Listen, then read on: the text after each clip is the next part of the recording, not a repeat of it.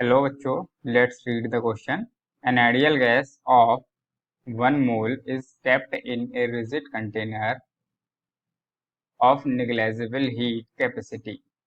If 25 joule of heat is supplied, the gas temperature raised by 2 degrees Celsius, then the gas may be option A helium, B argon, C oxygen, D carbon dioxide. तो question हमें दिया हुआ है। Question हमसे कहा गया कि हमारे पास 1 मोल गैस है, 1 मोल आइडियल गैस है जो कि एक रिजिड कंटेनर में भरी हुई है। रिजिड कंटेनर का मतलब जिसका वॉल्यूम चेंज नहीं हो सकता और उस कंटेनर की निग्लेजिबल हीट कैपेसिटी है, मतलब वो कंटेनर कोई हीट एब्जॉर्ब नहीं कर सकता है। और उस कंडीशन में हमें दिया है कि अगर हम इस पूरे सिस्टम को 25 जूल की हीट देते हैं तो टेम्परेचर जो है गैस का 2 डिग्री सेल्सियस से बढ़ जाता है। तो हमें ये बतानी है गैस कौन सी इनमें से कौन सी गैस हो सकती है इस कंडीशन में। की कॉन्सेप्ट की बात करें तो हमारा इसमें की कॉन्सेप्ट हम इसमें क्या लगा रहे हैं। पहला तो यही है की कॉन्सेप्ट हम यहाँ से मिल जाएगा कि रिजिड कंटेनर है, मतलब कि rigid container means change in volume is equal to 0 होगा, वॉल्यूम में कोई भी चेंज नहीं होगा।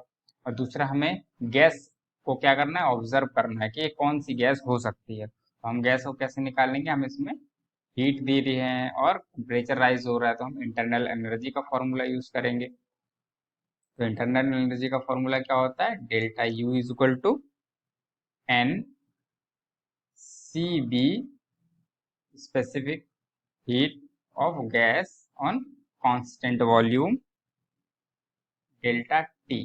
ठीक है, ये फॉर्मूला हम यूज करेंगे। तो यहाँ से हम Cv की वैल्यू निकाल लेंगे। Cv की वैल्यू से हम फाइंड कर लेंगे ये गैस कौन सी हो सकती है, क्योंकि हमें पता है Cv की वैल्यू मोनोटॉमिक, डायटोमिक और पॉलीएटॉमिक गैस के लिए अलग अलग होती है। चलिए क्वेश्चन स्टार्ट करते हैं। सबसे पहले हमें जो दिया हुआ है हमारा रिजिड कंटेनर है। रिजिड कंटेनर का मीन्स वॉल्यूम कांस्टेंट होगा। वॉल्यूम क्या होगा, कांस्टेंट। तो वॉल्यूम कांस्टेंट का मतलब है डेल्टा वी या डीवी। लिख सकते हैं डीवी। डीवी क्या हो गया, कांस्टेंट हो गया।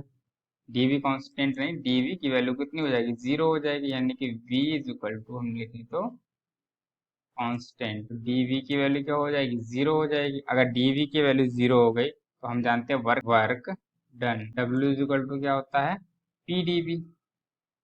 pdv तो डीवी की वैल्यू तो हमारी 0 है, दैट्स मीन्स हमारा वर्क भी 0 हो गया। हमारा वर्क की वैल्यू क्या आ गई, 0 आ गई। आज हमारा वर्क 0 हो गया तो हम थर्मोडायनेमिक के from the first law of thermodynamic first first law of thermodynamic क्या है कि इंटरनल एनर्जी में जो चेंज होगा वो क्या होगा, supplied heat in minus work done, यानी कि जो हीट हमने सप्लाई करी वो और माइनस हम वर्क डन कर देंगे तो जो भी एनर्जी बचेगी वो क्या होगी, इंटरनल एनर्जी के फॉर्म में राइज हो जाएगी गैस में। लेकिन अब अगर हम हमारा वर्क डन यहाँ पे क्या आया, 0 आया, इसको अगर हम यहाँ पे लगाएंगे तो हमारी इंटरनल एनर्जी कितनी आ रही है, change in internal energy is equal to Q. यानी कि जो भी इंटरनल एनर्जी है वो क्या है, क्यू में चेंज हो रही है। यानी कि जितनी भी हम एनर्जी दे रहे हैं वो सब की सब इंटरनल एनर्जी को इंक्रीज कर रही है। और क्यू की वैल्यू हमें क्वेश्चन में पहले से दी हुई है। क्यू की वैल्यू क्या दी हुई है, क्यू की वैल्यू दी हुई है हमें 25 जूल। क्यू की वैल्यू 25 जूल दी है, दैट्स मीन्स डेल्टा यू की वैल्यू कितनी हो जाएगी, 25 जूल। यानी कि change in internal energy of gas is. अब हम आगे देखते हैं। हमने एक चीज तो पता लगा ली, काइनेटिक सॉरी इंटरनल एनर्जी में चेंज जो आ रहा है वो 25 जूल का आ रहा है। अब हम इंटरनल एनर्जी का फॉर्मूला लगाते हैं। इंटरनल एनर्जी का फॉर्मूला हमने ऊपर लिख रखा है, change in internal energy is equal to क्या होता है, mole number of mole C B specific heat of gas on constant temperature into delta T. अब डेल्टा टी हमें दिया हुआ है क्वेश्चन में 2 डिग्री सेल्सियस। अब अगर डेल्टा टी हमें दिया हुआ है 2 डिग्री सेल्सियस, तो अगर हम इसको केल्विन में लिखेंगे तो केल्विन में भी ये कितना आएगा, 2 केल्विन ही आएगा। क्यों आएगा, चलो इसको भी हम यहाँ पे देख लेते हैं। अगर मान लो कि हमारा T1 है x किसी गैस का और T2 बाद में हो जाता है x प्लस 2 डिग्री सेल्सियस। ठीक है, ये डिग्री सेल्सियस में थे। अब अगर हम इसे केल्विन में कन्वर्ट करेंगे तो हम क्या करेंगे, सिंपली इसमें हम 273 ऐड कर देंगे और इसमें भी ऐसे ही हम 273 ऐड कर देंगे। अब अगर हम डेल्टा टी निकालें तो T2 माइनस T1 की वैल्यू कितनी आएगी, 273, इसमें भी कट जाएगा, x से x कट जाएगा तो कितना बचेगा 2 केल्विन, यानी कि डिफरेंस हमारा 2 ही आएगा। ठीक है, जब हम आगे सॉल्व करते हैं तो हम लिखेंगे delta U is equal to N, number of mole, हमें 1 मोल गैस दी हुई है यहाँ पर, 1 मोल ऑफ गैस, तो 1 CV की वैल्यू हमें निकालनी है, डेल्टा T की वैल्यू 2, U की वैल्यू हमें 25 है, तो U की वैल्यू हम लिख देते हैं यहाँ पर 25 जूल। इसको अगर हम सॉल्व करेंगे तो कितना आएगा, CV इज इक्वल टू 25/2, ये आ गई हमारी CV की वैल्यू। अब हम CV की वैल्यू में क्या ऊपर नीचे दोनों तरफ R से मल्टीप्लाई कर देंगे गैस कांस्टेंट से, तो इसको आगे सॉल्व, R से मल्टीप्लाई,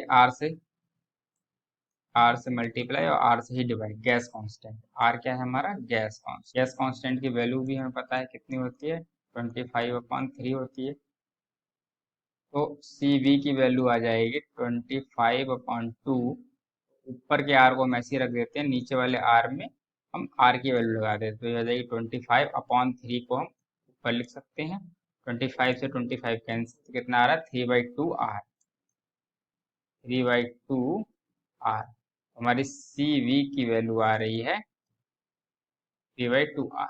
हम यहाँ से आइडिया लगा सकते हैं कौन सी गैस होगी वो कंटेनर में। अब हम जानते हैं कि मोनोटॉमिक गैस के लिए CV की वैल्यू कितनी होती है, 3/2R होती है। ऐसे ही डाइएटॉमिक गैस के लिए CV की वैल्यू कितनी होती है, 5/2R होती है। और ऐसे ही पॉलीएटॉमिक के लिए CV की वैल्यू होती है 3R। तो हम यहाँ से देख सकते हैं कि हमारी गैस कौन से टाइप की गैस आ रही है, तो आंसर हमारा आया 3/2R, तो 3/2R यानी कि मोनोटॉमिक गैस है। तो कैसी गैस है, मोनोअटॉमिक गैस। मोनोटॉमिक गैस हमारे गिवन ऑप्शंस में से कौन कौन सी होती है, हीलियम और आर्गन। तो यानी कि हीलियम हमारी क्या होती है, मोनोटॉमिक गैस, और एक आर्गन मोनोटॉमिक गैस होती है, और ऑक्सीजन डाइएटॉमिक गैस होती है, और कार्बन डाइऑक्साइड भी डाइएटॉमिक गैस होती है। ठीक है, तो यानी कि जो हमारे ऑप्शन कौन कौन से सही हो जाएंगे, ऑप्शन ए एक हीलियम और ऑप्शन बी आर्गन। ठीक है, तो हीलियम और आर्गन ये दोनों कैसी गैसें हैं, मोनोटॉमिक गैस है, तो हमारे आंसर यही दोनों होंगे कि इन्हीं दोनों गैसों में से कोई गैस होगी।